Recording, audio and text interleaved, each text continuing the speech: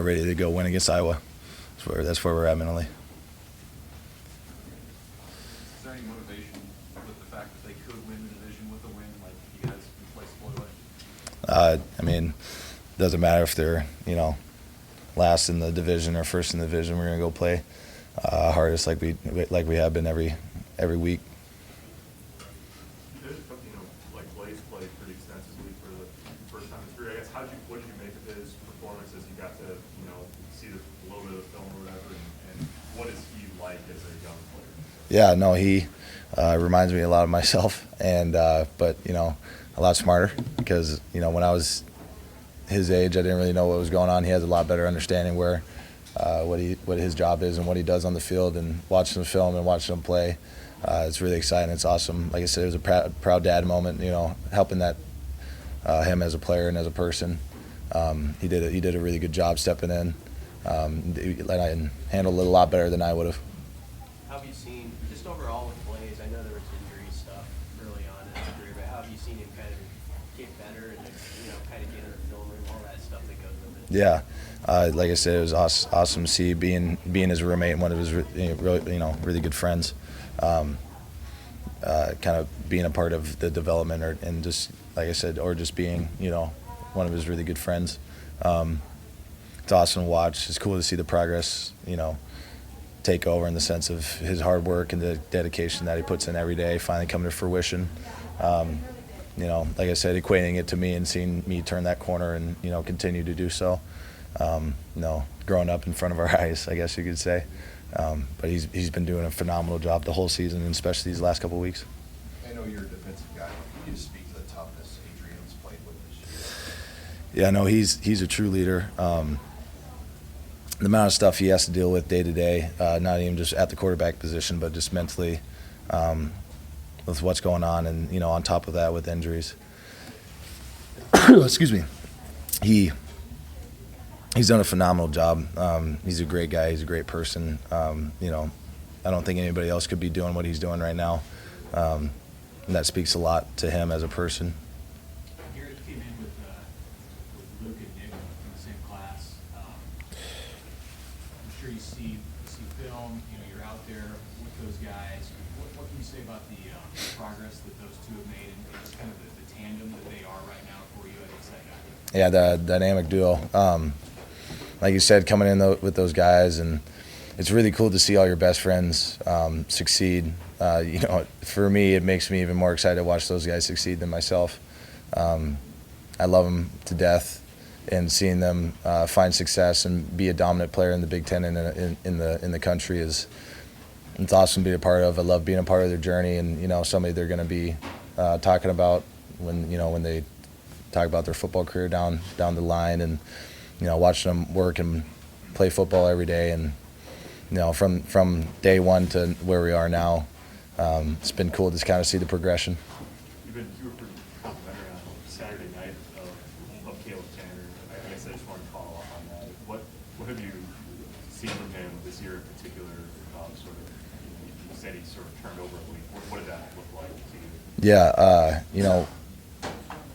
when I was first got here, an outside linebacker, he would miss meetings or be late or not give 100% in practice. And when Coach Dawson came in, coached him and led him, taught him a way how to turn over that leaf, how to be mature as a person, how to be a leader, how to set a precedent in practice. He turned himself into one of the hardest working guys in practice in the film room with what he does. Great guy to be around, leader of the position group. Bring energy off of him. He's been making plays and doing really well. Put in perspective what it means to you and what the team we know what it means to the fan. Yeah. How big of a deal is it? I mean, every game's a huge deal to me. With Iowa, I guess there's a little extra spice, I guess, being our rivals and the whole, built pent-up rivalry and the guys we hate the most. But for me, I treat it like every other week. You can't lose your mind and, start getting out of gaps and trying to be a hero because it's a big game. Just stay on the path you've been doing and, trust your training that you've been doing throughout the season. How are you going to remember this defense? sharp the way that you guys had through you know, a season that didn't go the way that you wanted? Bunch of fighters, man. Coming back week after week after week, and holding our team, our mental fortitude, and our attitudes together. Some of the best guys I've played with, you know, player-wise and also person-wise. Great dudes to be around. They make it fun every day. They push each other every day. They're great guys. It's a great defense. You know, one of the top defenses in America, and it's been fun to play on. I'm glad to be a part of it, and you know, if I stand out as a leader or a tone setter for that defense, then I'm honored. But those seniors and my other teammates that play on the defense, the other black shirts, have done a phenomenal job. How do you see Coach Chinander embodying that when he just describes his defense, or do you?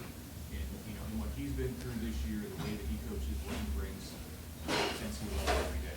Yeah, I mean, the followers take the personality of their leader. The players take personality of their coach, and that's the personality of our coach. How he's changed our defense over the years into what it is now and what it will continue to be and grow as, speaks volumes to the coach and how he leads as a person. We've embodied that as players, as black shirts, and we'll continue to do so. And he like a father figure to me. He's a guy I look up to on the coaching staff and take wisdom from, take teaching points, and grab little nuggets of information. What do you think when you think of the senior class? What comes to mind? And then how do you kind of say goodbye to some of these guys who you don't know if they'll be back next year? Like I said, they're a bunch of fighters. They've been through a lot of adversity, a lot of changes, a lot of things that most college kids shouldn't, go through with their football career. A sense of coaching changes and, the seasons that they've had for the work that they put in, not reaping the benefits to the work that they've done. It's tough for those guys because, everybody's going to look back and think that these guys are losers because we haven't won as many games as we thought, or the record isn't what we thought. But in my eyes, practicing with those guys, they practice like champions every day. And they've been through a lot, and they fought through that adversity, and they've come to work and put smiles on everybody's faces, and been some of the mainstays in our defenses and made plays when we need them to. You're obviously familiar with Iowa offensively at this point. What is the key, and is there anything you need to clean up, I guess, from Saturday against Wisconsin that needs to be better when you face a team that you know is going to want to run the ball again? Yeah, obviously Wisconsin had a really good running back. We kind of misfit a couple runs that made him look like an elite running back. He still really was a really good guy, but going from Wisconsin to Iowa's offense, not a whole lot changed in the sense of a run game. Need to fit those gaps. Need to shut down the run offense, obviously, and get them in a game that they don't want to play.